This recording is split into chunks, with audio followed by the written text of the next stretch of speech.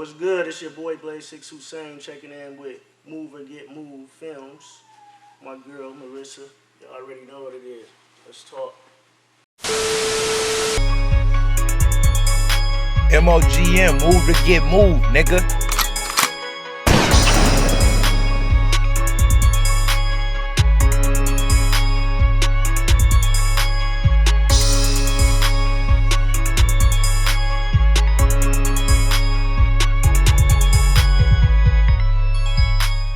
With me, it was I was mostly like, I grew up off of Michael Jackson. I saw my mom. My mom used to always, Sundays, Michael Jackson. So when it came to music, I was more like a Michael Jackson. And then when it came to the more rugged type of flow, I was Michael Jackson, Tupac.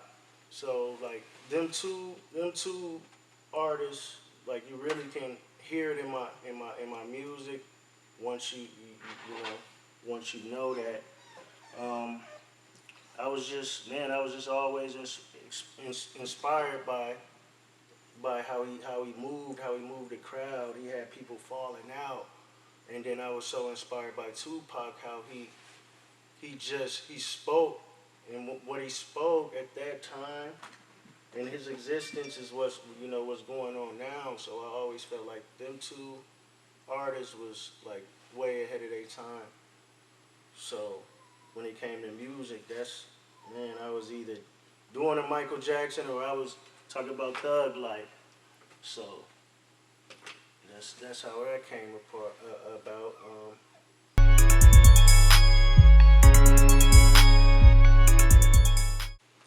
It was 2012. My brother Rodney George Faino. We was doing music. That's your real brother? No. But I known him since he was 13. I was gonna say we going on 25 strong, but long story short, man, bro, he's trying to strategize his music thing, and then he ended up getting jammed up and had to go away for 7 years. And then 2012, around that time, he came home, and one of our other partners brought him over to the house, and he seen I still was on the music, like, bro, after all these years, you still doing it, and he loved it, and at that moment, we just like, yeah, bro, like this is in me. So then we tried to create at the time a label. We tried to do the LLC and do the labels, because like I said, around that time, that's when Minnesota was popping. People was establishing their business, not only just their music. They were businesses, and they was creating it. And there was levels to it, and we had to figure it out. So we had to figure out a name. And Faino, he came up with Godbite. And then we was like, I liked it, but I already knew we was gonna get some type of backlash from, the Muslim community, thinking it was more of a religious thing, which it wasn't. But years down the line through our career, we start getting a lot of love from that side of the room, and then we just start using it hand in hand. So we start taking parts of the body, the human body, and taking all of our artists and giving them a part of the body. He's the arm, he's the head, he's the legs, he's the body. Because with all of us moving, you can't, a body can't function without all of its moving parts. So that's how we try to connect each other.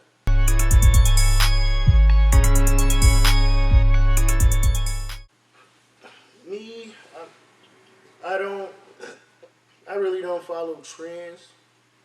Like, I really got my own style. I mean, when I do music or create a project, I still try to take what's in and blend it with what I do, but I don't take it to the point where I'm trying to sound like this person or sound like that person. I always just been myself, so it was just always natural for me. Music I love, you hand me a mic, and I'm gonna rip it up. And it was so weird, because I'm a more shy person, so when people hear my music, they always like, is that you? And it's like, Yeah, they like, man, you barely talk, but you get on that stage and you growling and because I love it, you know, and that's where I feel comfortable at.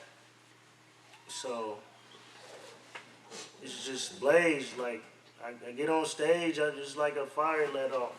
I like to just let off. That's where I get all my aggression, all my stress, and whatever I'm going through that week, that day. That's where I get to let it out. It's just my outlet, and I just feel comfortable. Kind of like LeBron on a basketball court.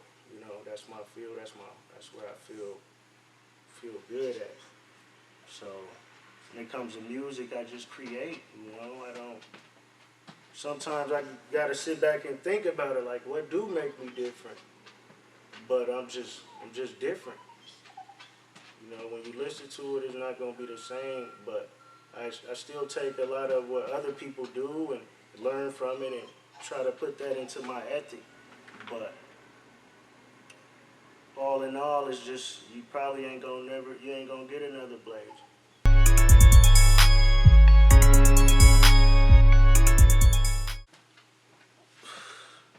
Best advice I ever been given is don't don't don't hold yourself to too high of a standard to the point where you let yourself down.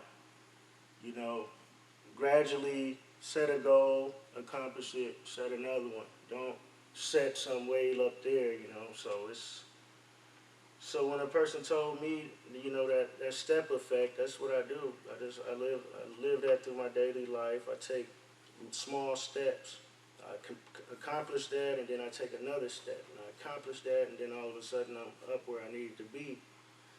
As far as planning something and letting myself down because I put too much on my plate at once or at the wrong time, or I ain't give myself enough time to, you know, accomplish it. So I would say just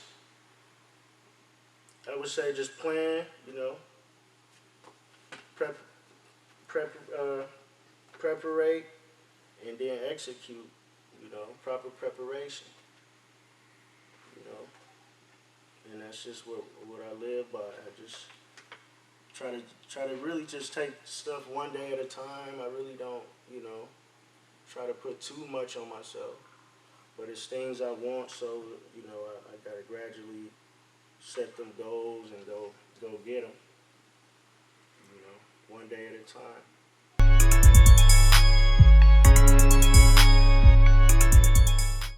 See, I'm like, it's a lot of stuff as far as the music that I really want to do that I haven't done yet.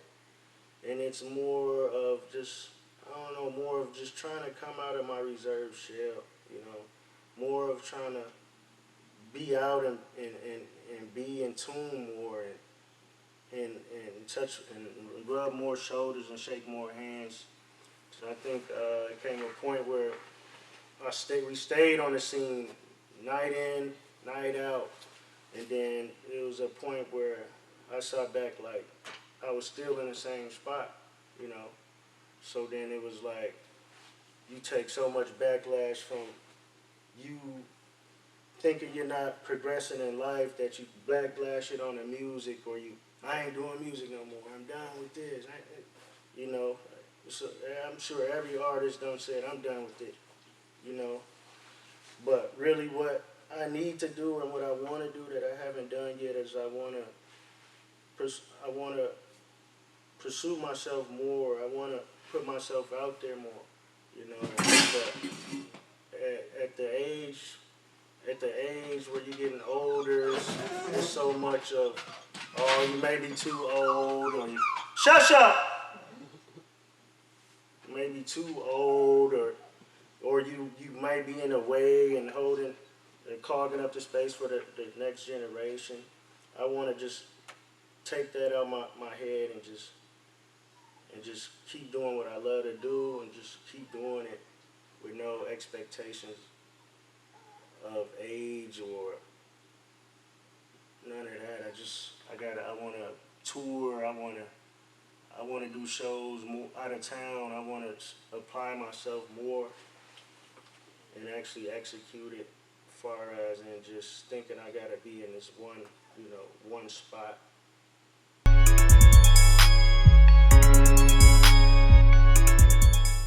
Oh, yes, that Rico. Really, I think it's absurd, really, truthfully, because the artistry of music is not always what a person is doing in their life, but I also think it's foolish for artists if he or she committed a crime to go verbally speak on it word for word and thinking these people ain't out here hired to listen and go through your music to lock you up. Now, it's a difference if you talking about a murder or you talking about something that you seen, Shush up! Talking about something that you seen versus something that you did is just, to me, it's just foolish. If you actually did it and told on yourself, you're dumb, and that's what they got for you. So that's just their own stupidity at that point. Nobody can save them on that. But I don't think it should be people sitting around trying to puzzle or piece together if it's real or is it fiction or when did it, I don't think that's right. Like, a person should be able to speak on anything, especially even if it was that and it was true, if it's beyond the guidelines or he outlasted that the statute of limitations, then a person should be able to speak on whatever they want to, If I murdered somebody and I did my time and I got out, I wanted to rap about it, shouldn't be no problem. Like Kevin Gates, he admitted he did his time. They can't get him on that. But if you out here doing stuff that's cold cases that people looking to put bodies to or put a person behind the body, and you talking about something that sounded similar or you saying word for word of what happened, then I don't think nobody can save you at that point.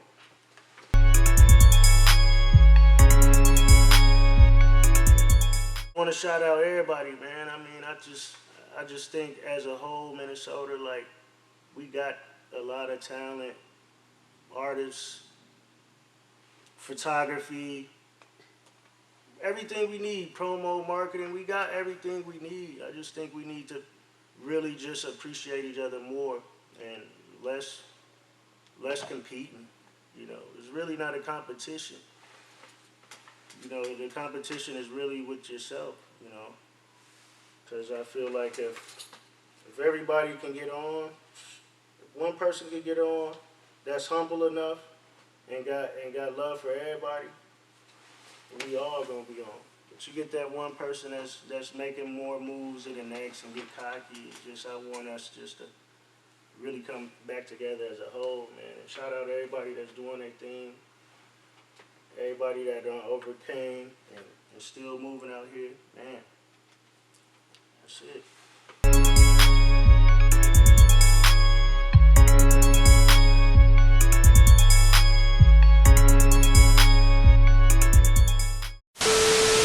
And yeah, we glow, we ain't worried about a thing, boy.